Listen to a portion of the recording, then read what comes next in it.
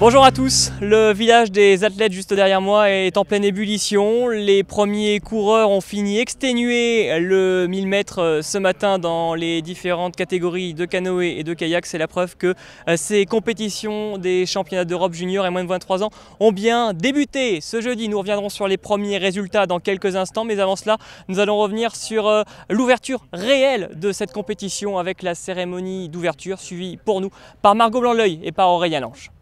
On behalf of the European Canoe Association, I officially declare the Sprint Junior and Under-23 Championships here in Montes-la-Jolie 2014 officially open. Thank you very much. C'est au président de l'Association européenne de canoë, Albert Woods, qu'est revenu le privilège d'ouvrir ces championnats d'Europe. Un moment attendu par tous à Mantes depuis plusieurs jours. Il marque la fin de la préparation et l'entrée dans un nouveau monde. 4 jours de compétition qu'Albert Woods espère exceptionnels. Je pense que nous allons assister à une compétition fantastique. Nous allons voir de jeunes athlètes que personne ne connaît encore et ils vont décrocher des médailles, ce sera incroyable. Les jeunes aiment vraiment les championnats. Certains seniors se prennent presque pour des divas et ne sont peut-être pas aussi reconnaissants que les jeunes qui sont ici. La soirée a démarré par l'arrivée des drapeaux de 34 nations présentes au stade nautique Didier Simon jusqu'à dimanche. Il faudra notamment se méfier de l'Allemagne, de la Russie, de la Hongrie, les principales places fortes du canoë-kayak en Europe. La France, avec ses 40 représentants, tentera de tirer son épingle du jeu, l'assurance de voir du spectacle, pour le plus grand plaisir du président de la Fédération française. Grand événement bien sûr pour la Fédération qui est soucieuse d'accueillir régulièrement des manifestations internationales pour développer des équipements, pour nous médiatiser davantage. Et puis je pense aussi grand événement pour Mantes en Yvelines, pour la simple raison c'est que c'est un site connu et reconnu par la Fédération. On vient régulièrement faire nos piges, nos sélections d'équipe de France ici. On a déjà accueilli des championnats de France. C'était aussi une juste reconnaissance que d'accueillir ici de l'international. Les yeux de l'Europe du canoë-kayak seront tournés pendant 4 jours sur Mantes-la-Jolie.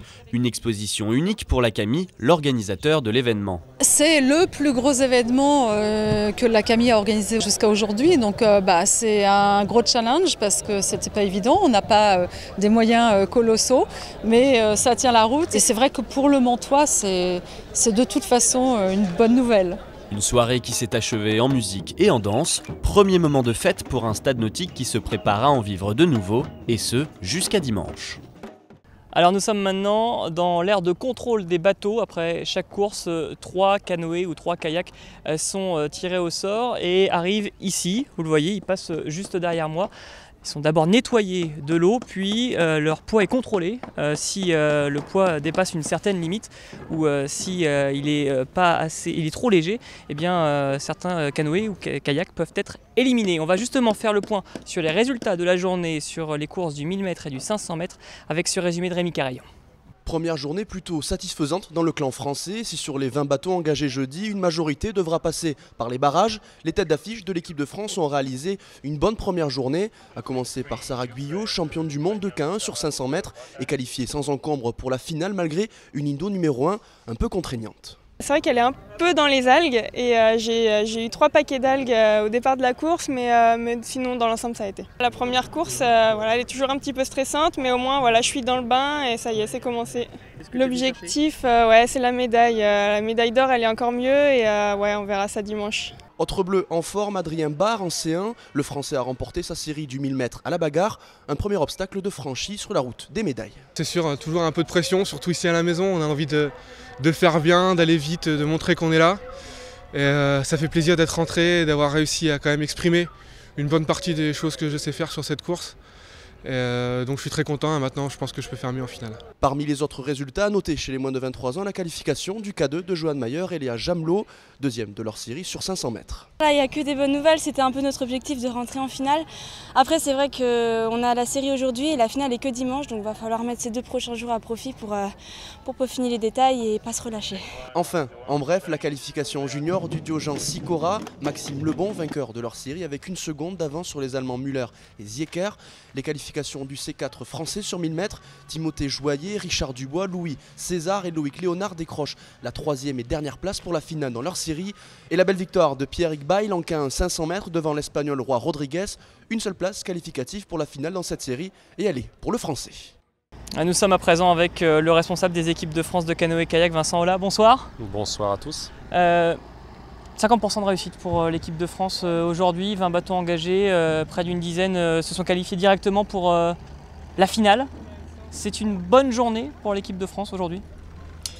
Une bonne journée, ce serait avec 100% des bateaux sélectionnés pour les finales. Après, ce qui nous intéressait, en tout cas ce qui m'intéressait, c'était de voir que les bateaux puissent réaliser des performances à leur niveau. Donc globalement, presque tous les bateaux ont réussi. Je passerai les détails un ou deux bateaux sont quand même passés à travers.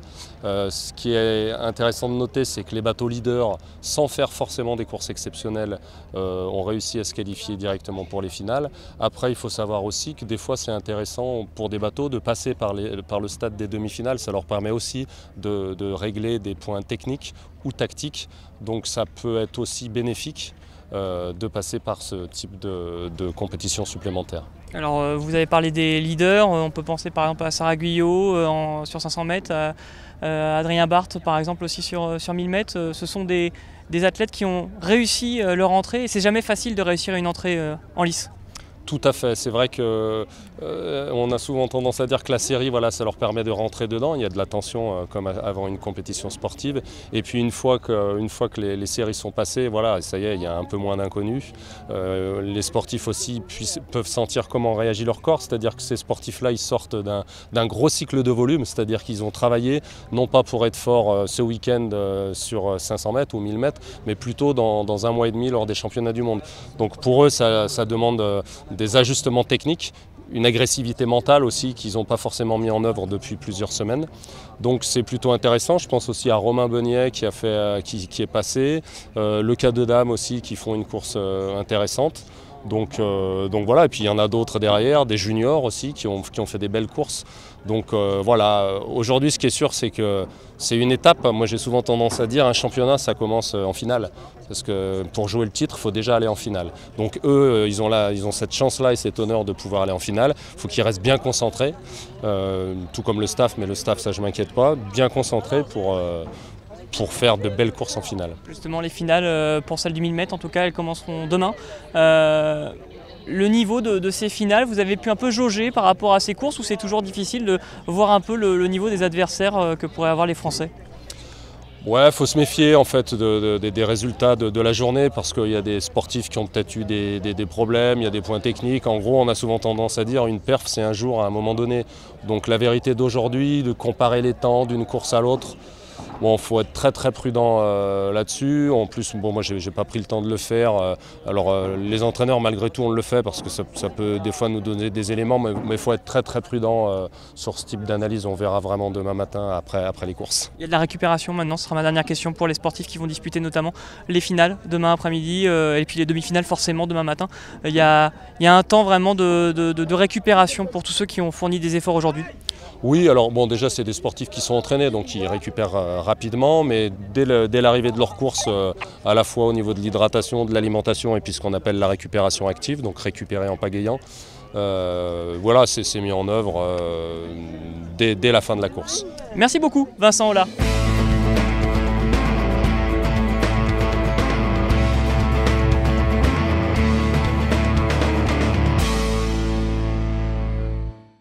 On se trouve maintenant à la hauteur de la ligne d'arrivée. Vous voyez les bouées juste derrière moi avec les numéros qui délimitent chaque ligne pour chaque athlète.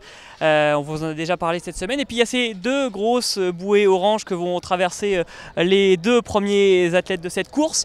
C'est elles qui délimitent la ligne virtuelle d'arrivée et qui mettent un terme au temps de la course pour chaque séiste ou kayakiste. On va évoquer maintenant le programme de vendredi, à commencer par les demi-finales du 1000 mètres. Elles auront lieu vendredi matin et puis vendredi dès 14 h. Ce sera le début des finales du 1000 mètres avec notamment le C1 et le C4 hommes moins de 23 ans où il y aura des Français qu'il faudra suivre avec des chances de médailles dans ces deux courses par exemple. Tout de suite, grand temps continue avec l'invité.